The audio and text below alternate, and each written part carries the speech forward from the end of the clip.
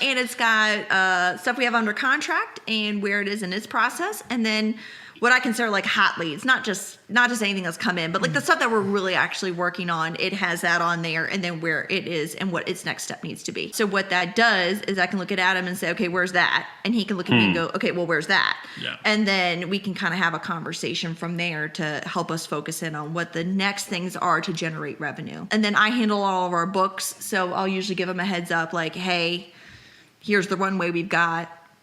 Here's what we need to change. Here's what we don't need to change. Because I handle a lot of the marketing side as well. So as we need to make changes, I'll kind of keep them in the loop as stuff needs to be tweaked. But yeah. So usually at least once a week we're sitting down with the whiteboard and like, walking through it together. And then everything else is kind of like a, hey, like, yeah. Here's where we're at. Like, but it also like it requires discipline in that like exactly. Since she is acquisitions, like I either have trust and faith that she will handle it. She was a sales professional for 10 years before she did this role. So I have to have the faith in her to do that. I don't necessarily think that everyone has that level of faith in their spouse. So I actually do have to give credit to Amanda there, that there is something special about her. It's not just a matter of like being disciplined and sectioning each other off and saying, okay, you're acquisitions and I'm just dispositions. Like, it just happened to be that I enjoyed one thing and she enjoyed the other. The opposite thing, right? So when they talk about like integrators and visionaries, like I just happen to be a visionary and she just happens to be an integrator. We could both be integrators and this could be an absolute scary thing. Or we could both be visionaries and get nothing accomplished. So it's some of it's coincidence. Some of it's just the sheer amount of faith that we have in each other. And then just the discipline to back that faith up with the action of, okay, I'm going to follow up with you now and again in a week. And I know the phone's rang many times since then. Mm-hmm. And I know the appointments that do and don't get set. But like the discipline to not go like, so what happened with that last phone call back there? How'd it go? You'll drive yourself 100%. crazy. You'll drive the other person crazy too. 100%.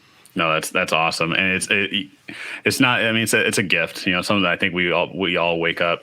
If you get to work with your spouse, and not everybody does it. It doesn't work for everybody, but it's definitely something that I'm really thankful for that we could definitely do, and I get to see her pretty face. And I'll be honest. Let's be real. We do have our arguments, but I like what you said. Having that confidence so that they're crushing it on the other end and having those meetings. So so to be real, just here's a good question because here's the thing, real estate ain't easy.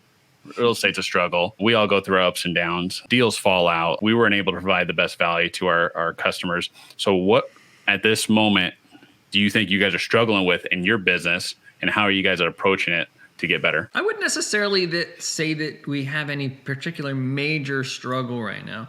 For us, it's more finding the right balance between the size of business we want and the amount of work we want to do. Anytime the money is coming in, it's super easy to say, well, then the smartest thing for us to do is double the size of our business, right? That just feels like a natural conclusion to come to. But for a lot of people, that doubles the workload or triples the workload or quadruples the workload, right? It's not necessarily, if I do twice the amount of volume, I have to do twice the amount of work. Sometimes you're going to do considerably less. Sometimes you're going to do considerably more. So for us, finding the lifestyle that we want and the amount of money that we want, it's kind of I wouldn't necessarily even call it a challenge. It's a good problem to have, right? Yeah. And so as we bring on what tasks we want to take off our plate to give us more creative time, what tasks do we want to take off our plate to be able to travel more and spend more time with our daughter? We admittedly do not really work all that many hours relative to our peers in the industry, relative to people working a W-2 job. We like that, right? So it keeps our mental health in good shape. I wouldn't really necessarily call it a problem, but that is something that we're consistently working on. Okay, what do we want to do to grow in 2023 and through the end of 2022, but also not necessarily take on 3 times as much work. So that's always a challenge, but also like a major benefit in our life that we have the ability to have that kind of problem.